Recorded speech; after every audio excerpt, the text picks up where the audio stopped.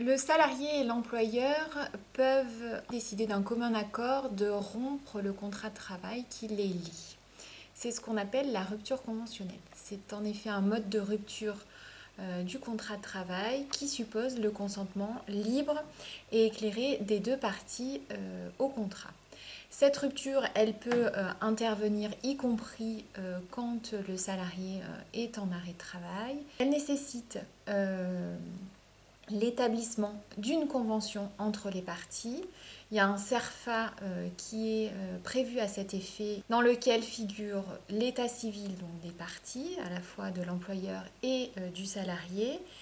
Doit y figurer également les 12 derniers mois de salaire perçus, la date de rupture du contrat de travail et l'indemnité de rupture conventionnelle qui doit être égale au moins à l'indemnité légale de licenciement. Les parties, pour établir cette convention, peuvent en effet s'entretenir ensemble pour discuter des modalités de cette convention, sachant que le salarié, comme l'employeur, peuvent se faire assister par des représentants du personnel. Vous avez un premier délai de 15 jours, une fois que le document est signé et remis à chacune des parties, pendant lequel, que ce soit le salarié ou l'employeur, peut se rétracter sur cette convention. Passé ce délai de 15 jours, il appartient à l'employeur ou au salarié, c'est pas forcément l'employeur, contrairement à ce qu'on pourrait croire, à l'employeur donc ou au salarié de communiquer cette convention à l'administration qui est la DREETS maintenant.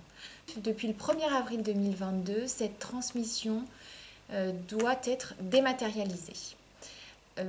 L'administration est en charge de vérifier que la convention correspond en tous ses points aux dispositions légales. Elle a un délai de 15 jours pour faire cette vérification. Passé ce délai, soit l'administration n'a pas répondu et dans ces cas-là, son silence équivaut à une homologation de la convention, soit dans ce délai-là, l'administration a répondu favorablement, ça veut dire qu'il y a une homologation de la convention et qu'elle peut prendre ses effets, soit elle répond défavorablement et il faudra, dans ces cas-là, revoir cette convention. Donc le contrat est rompu à la date prévue par la convention et le salarié bénéficie à cette date-là de tous les documents donc, de fin de contrat, à savoir bulletin de salaire, certificat de travail et attestation Pôle emploi, éventuellement un solde de tout compte que le salarié n'est pas dans l'obligation de signer pour percevoir les sommes y figurant.